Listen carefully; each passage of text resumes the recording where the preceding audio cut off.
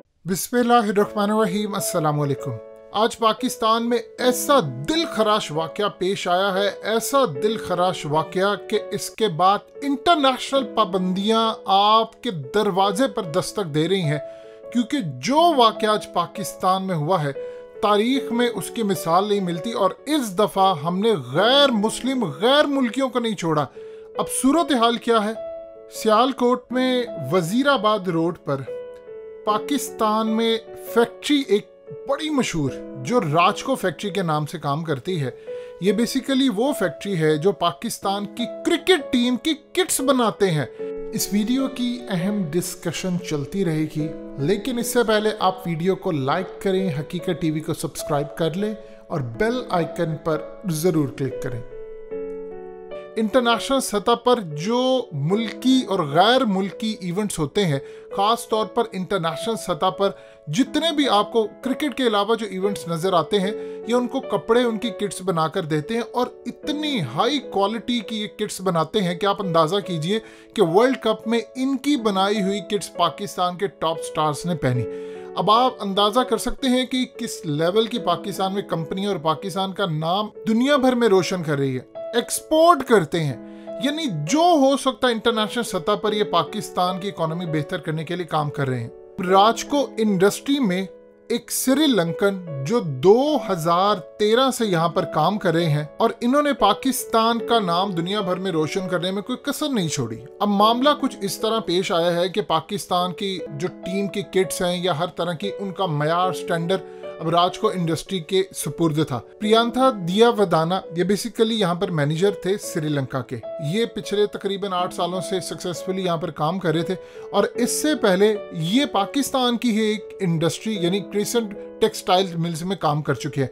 वहाँ इन्होंने 2010 से 2012 तक काम किया और यहाँ पर वो सितंबर 2013 से ऑनवर्ड अभी तक काम कर रहे थे। और इसके अलावा ये श्रीलंका की टॉप यूनिवर्सिटी ऑफ पीरादिनिया से पढ़ चुके हैं। ये टॉप लेवल की श्रीलंका की यूनिवर्सिटी है। अब वाकया कुछ इस तरह पेश आता है, ये मुबैना तौर पर अभी तक इसकी कोई तस्दीक नहीं हो सकी। और देखिए, तस्दीक करने के लिए तो आपको कोर्ट में जाना है, आपको किसी भी तरह से आप कानून हाथ में ले नहीं सकते।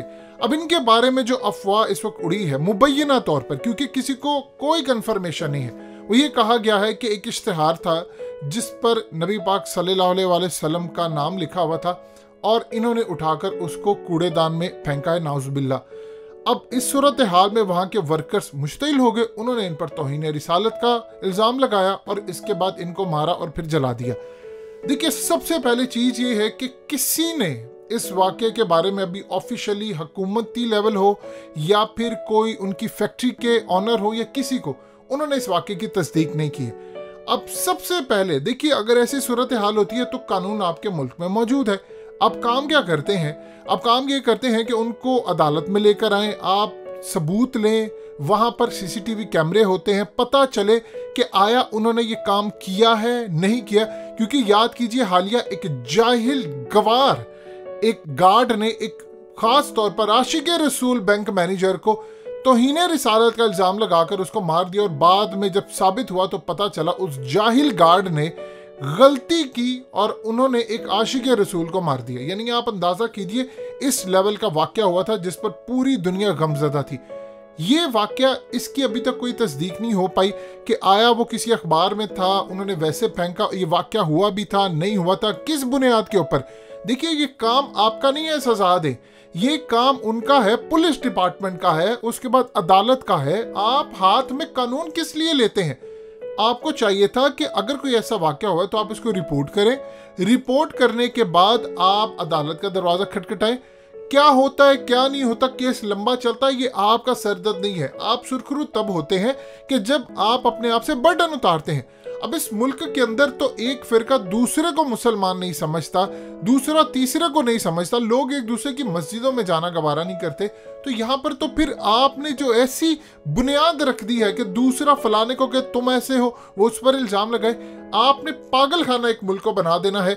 इस सूरत हाल के अंदर अब सबसे ज़्यादा तकलीफ बात यह है कि इस वक्त श्रीलंका से आपके ताल्लुकात ख़राब हो जाएंगे।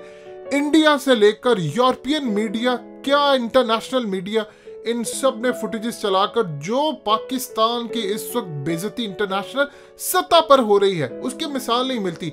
और श्रीलंका के अंदर जो गुस्सा गम पाया जाता है आपको उसका अंदाजा भी नहीं हो सकता। देखिए ये खाली मामला नहीं है, इसके बाद चाइना भी आपसे नाराज है।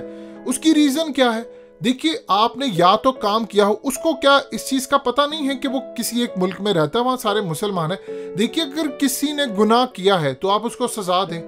हम नबी पाक सल्लल्लाहु अलैहि वसल्लम की तौहीन बर्दाश्त नहीं कर सकते, लेकिन तब जब साबित हो जाए आप किसी को उठाकर किस तरह मार सकते हैं जब पता ही नहीं है किसी को हुआ क्या है आपने। और उसके बाद आप देख लीजिए कि रोड्स उन्होंने बंद कर दी, पुलिस कुछ नहीं कर पाई, कोई आगे जाने को तैयार नहीं, क्योंकि उनको पता है कि हजूम उनको भी मार देगा।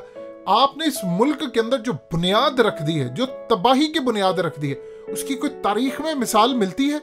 अब आप जरा अंदाजा कर लीजिए कि चाइना के बहुत सारे जो फैक्ट्रीज हैं पाकिस्तान में, उनके मैनेजर यहां पर काम करते हैं। अगर खुदा ना सा कल को कोई ऐसी सूरत हाल पैदा हो जाए तो बताइए आप चाइना के आगे खड़े होंगे? वो तो आपकी ईंट से ईंट बचा देंगे। आपको ये चीज यहां पर रोकनी है। ये लोगों का काम नहीं है कि उनको सजा दे। अगर किसी ने किया है तो आप अदालत में जाए, ये आपकी जिम्मेदारी नहीं है। अल्लाह ने कल को आपसे नहीं पूछना कि आपने किया कि नहीं। आप बता सकते हैं कि मैंने अपना फर्ज अदा किया है। और दूसरा, वाकई की तहकीकात होती है, ऐसे मुंह उठाकर। अभी हालिया कई वाकया थे, खास तौर पर मशल खान का वाकया हुआ था, बैंक मैनेजर का वाकया हुआ, वो पता चला सारे झूठी है। और इवन के एक और केस आया जिसमें यह पता चला कि आपने झूठा इल्जाम लगा दिया। यानी आप सोच लें अब इंटरनेशनल सतह के ऊपर आप पर जो पाबंदियां लगने वाली है, आप उसका अंदाजा नहीं कर पाते। ना इंटरनेशनल इन्वेस्टर यहाँ पर आएंगे, ना कोई मैनेजर आएगा, ना उसके बाद कोई लोग यहाँ पर आने का सोचेंगे। वो कहेंगे ये मुल्क में जा रहे हैं, कल को कोई उठकर आप पर कोई इल्जाम लगा देता है, किसी ने देखा या नहीं देखा। हजूम ने ये नहीं देखना कि सच है झूठ है, आपने नारे मार देना जिस तरह उस